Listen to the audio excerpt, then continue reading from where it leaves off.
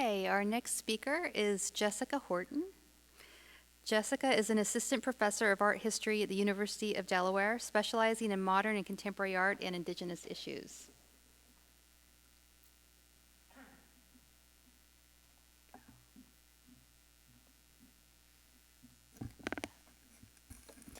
Thank you, Kathleen. I'm also so incredibly honored and even overwhelmed to be here today. And I want to thank Kathleen and David, NMAI, and of course, Kay WalkingStick for providing the occasion for the gathering. And I almost missed my own panel while being mesmerized by the exhibition upstairs, which I managed to slip into just a couple minutes before this event. So lucky us.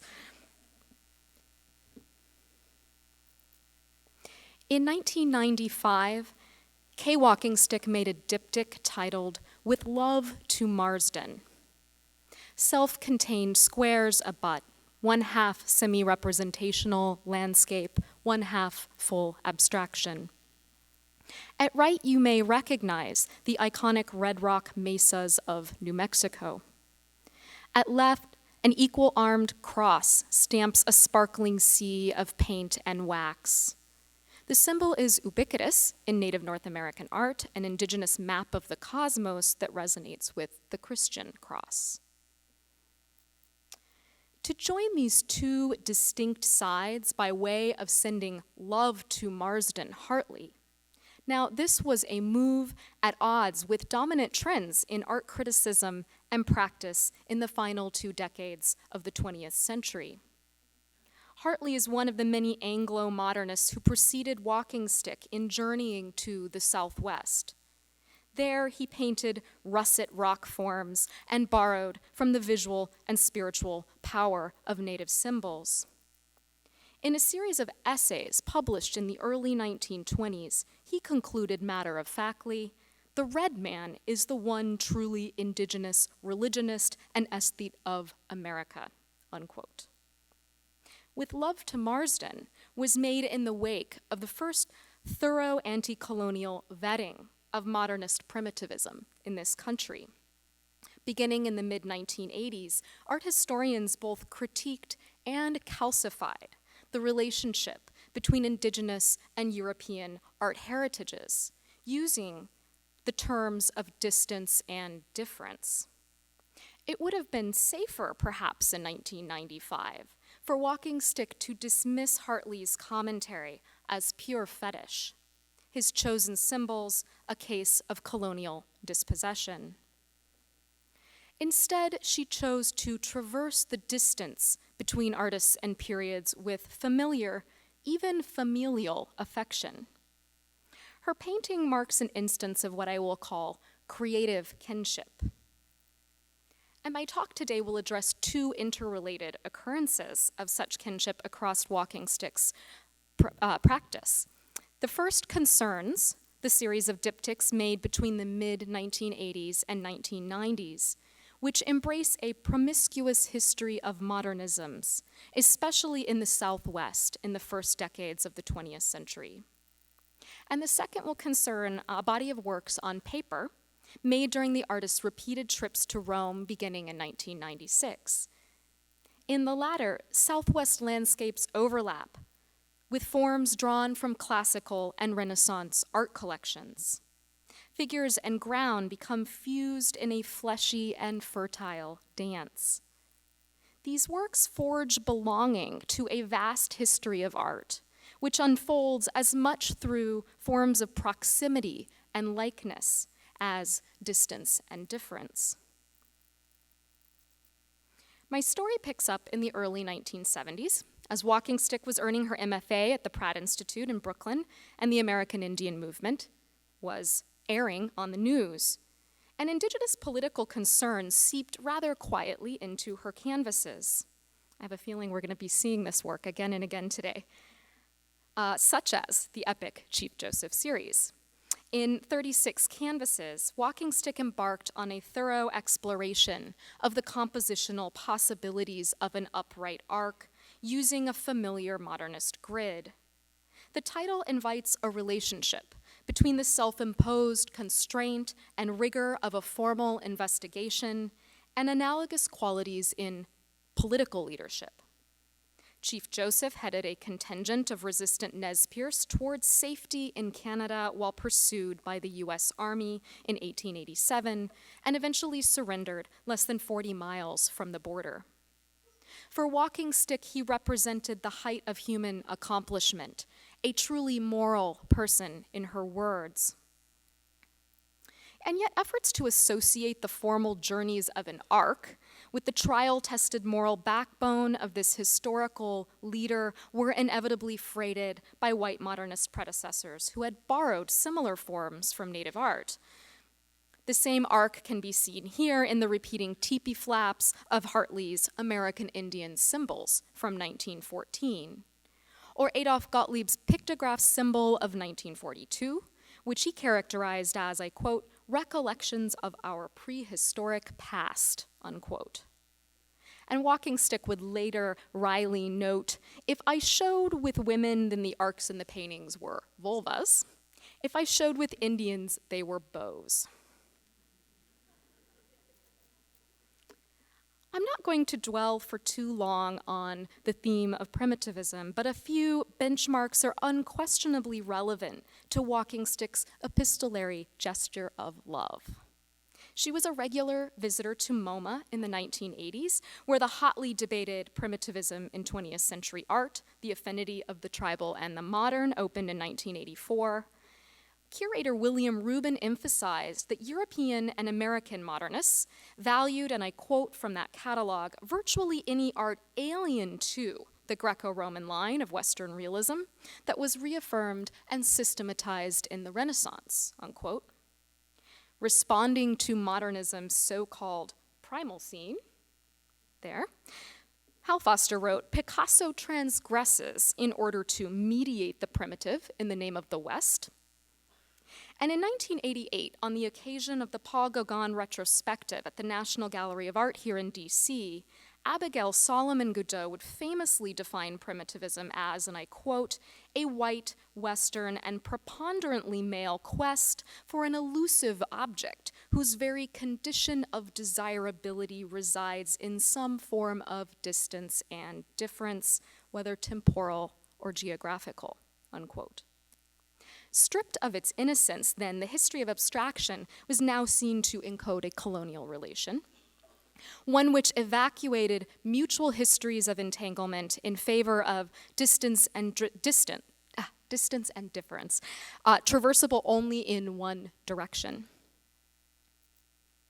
In response to these criticisms, many of WalkingStick's AIM generation peers would come to treat the formal language of modernism as a covered ground.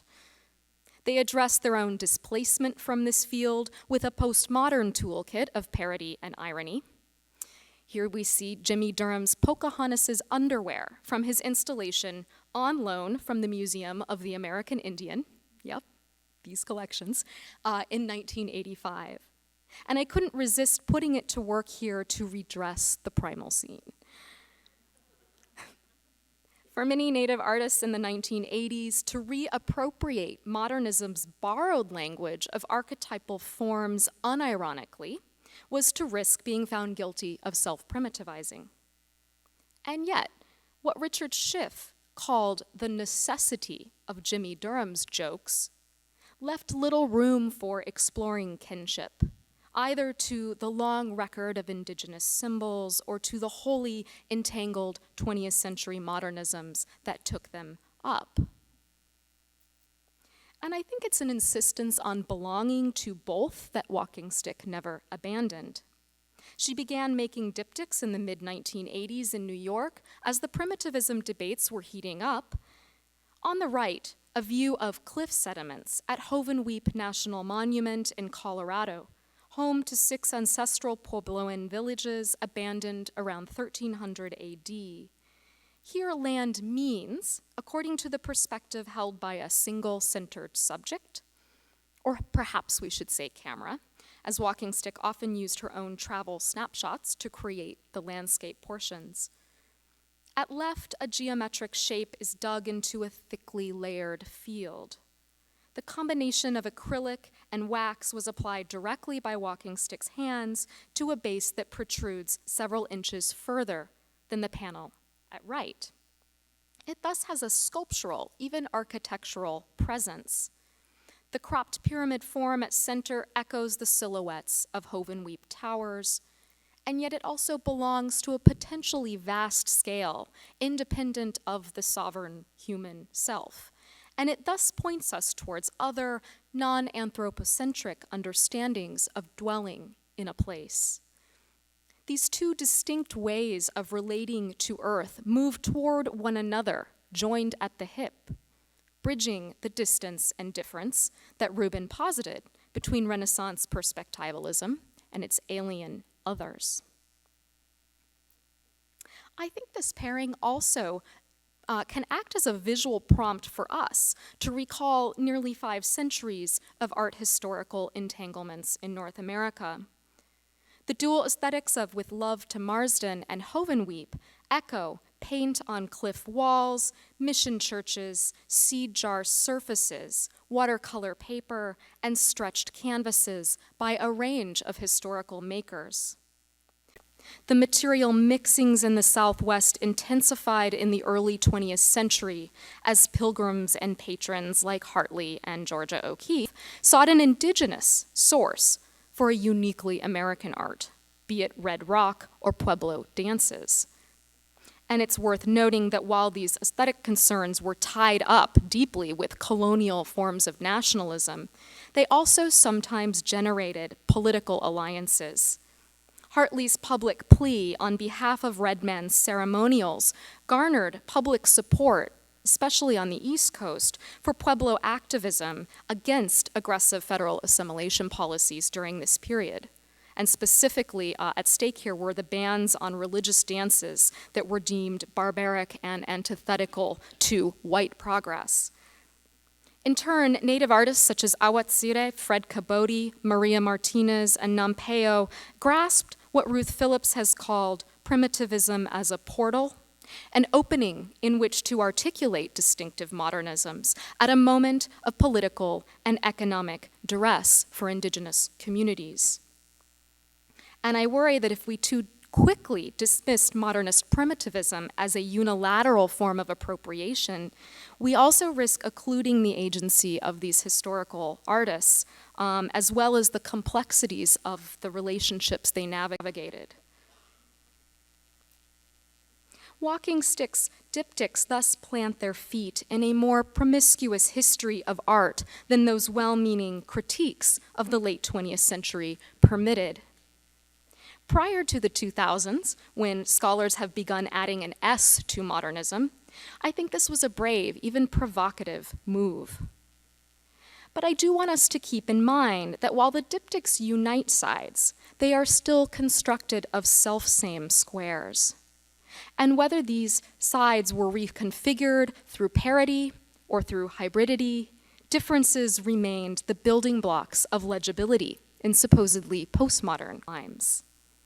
The constraints embedded in these formal relationships furthermore echoed those in social and political spheres. As Jonathan Flatley has noted, a society organized according to binaries of self and other, capitalism and communism, homosexual and heterosexual, black and white, negates the space we actually share with others, including possibilities for emotional attachment and belonging that might accompany the discovery and production of likeness. And perhaps no event or moment was more polarizing for our purposes today than the Columbus Quincentennial.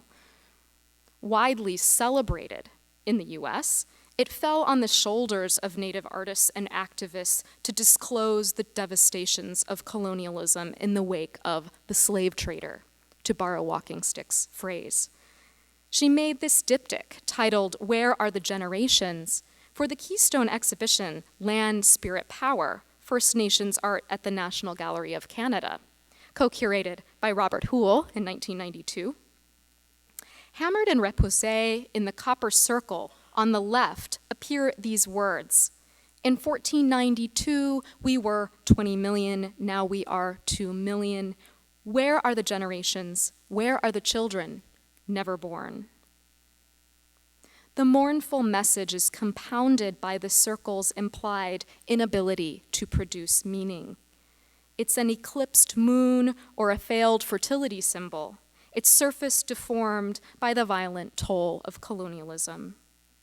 On the 500-year anniversary of Columbus's landing, the gap of distance and difference in America yawned wider than the ocean he crossed.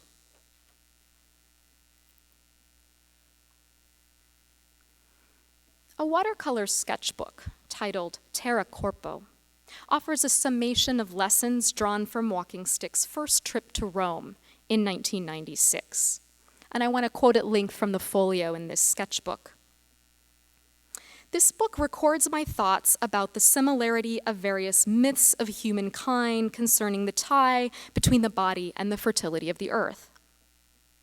The faun satyr figure is based on a sculpture found in the House of the Faun in Pompeii. The hunchback male figure is Kokopelli, found repeated in the petroglyphs of the American Southwest. Both are fertility symbols and exist in the mountains of their respective lands. The other figures in this book are based on those found in paintings and sculptures in Rome, Florence, and Naples, as well as from my own memory. The landscapes are based on photos taken in Arizona and Montana in 1995, and sketches from southern Italy in 1996, unquote. Stencils of Kokopelli and faun make repeated appearances through the book, as does an hourglass figure inspired by Greek amphora that WalkingStick refers to as Eve, a symbol for a copulating couple, there, and free-floating legs of ambivalent gender that appear repeatedly in all of her Italian work. In a series of works on paper from the same year, this panoply of shapes appears against multicolored mountains. Faun and Kokopelli meet at right. The memory of the diptychs lingers formally here. The paper maintains the dimensions of two squares, now joined into a single continuous field. In others, the figures overlap and fuse with landscapes. Components of the copulating couple stencil merge and separate. One female half has sprouted the wings of an angel, or perhaps an eagle. Oval heads multiply like eggs and appear to roll across hills at front. Legs and feathers float upward, as if shed or birthed from the orgiastic intermingling below. A trio of fawns and a solitary Kokopelli flank this grouping. Here, bodies appear to emerge from the landscape and are everywhere reflected in it. This palimpsest of figures and earth transform the mountains into, I quote from David Penny in our catalog, pubic thatched gullies and breast-like peaks. In WalkingStick's work, paint is the fleshy foundation for establishing creative kinship among forms. It plays a role like skin, a tactile material interface that both delineates bodies and connects them to each other and the land. Paint is a reproductive element that realizes the fertility of any single figure by multiplying it in a range of permutations with others. The resulting body parts and landforms are neither exactly the same nor entirely different. No longer juxtaposed in relations of difference, they're tangled up in a fluctuating field of likenesses and lovemaking that spans geographical and historical distances. In the early 2000s, figures repurposed from WalkingStick's sketchbook begin dancing. Dance, she told me, is the one activity I know of when virtual strangers can embrace. Now a tangle of vines has replaced perspectival mountains, drawn from her sketches of a 1st century BC mosaic. The vines form a loose grid that connects the asymmetrical halves of the paper. A sticky web of pattern, gouache, acrylic, and crayon entraps objects, feet, and perhaps us too. For I think looking here feels a little bit like dancing. The same pleasurable precarity is apparent in the swaying towers of flora, the pirouettes of vegetal tendrils.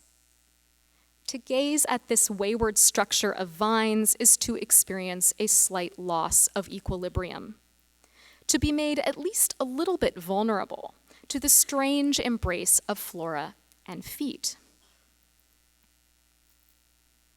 Lacking a perspectival ground, dancers appear to have churned up the whole page with their movements.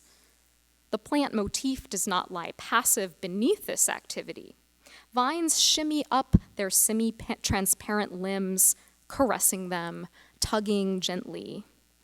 Legs sourced from classical bodies are cropped at the top edge of the paper. No longer observable in their ideal totality, they are rendered androgynous and racially indeterminate. They merge at the waist, and any division between discrete entities gives way. It's possible to imagine several permutations from this tangle of limbs. Likewise, I think these paintings make way for a range of art historical ancestors. From the red revelers on Greek vases, to the first painting of classicized Indians made in Europe in the wake of Columbus's letter, which just recently emerged dancing from the grime of centuries in this fresco from the Vatican apartments, to Matisse's monumental The Dance from 1909 in the collections of MoMA, and finally back to those mixed modernisms of the Southwest by the likes of Taos painter B.J.O. Norfeld and Pueblo painter Awatsire.